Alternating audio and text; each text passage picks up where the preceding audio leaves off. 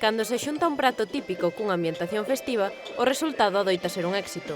Non podía ser menos a festa da torta de millo de Guitiriz, que se celebra ao longo da xornada de hoxe. Principalmente fomenta a torta de millo, que é un produto totalmente noso, que nos representa.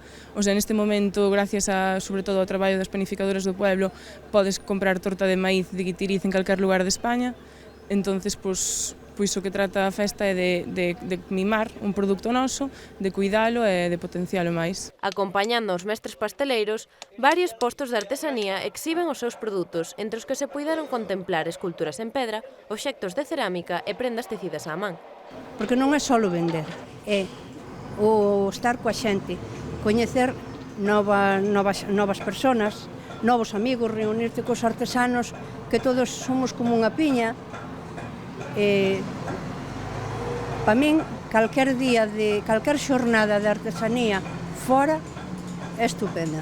Outro elemento que non pode faltar é a música.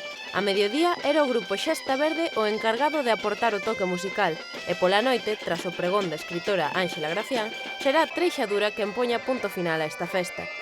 Aínda que a máis aclamada é ela, a torta de millo, que atrae a xente de toda España para rendirse aos seus encantos. Esto es muy bueno, buenísima. Esto no se hace por allí. Me gusta porque le compro muchas.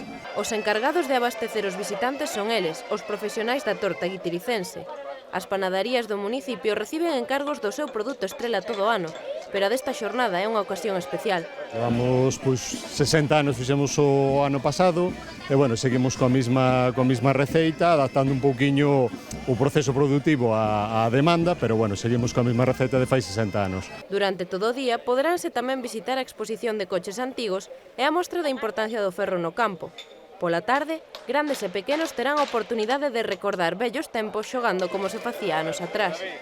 Unha festa pensada para todos os públicos e que non deixa a ninguén co estómago baleiro.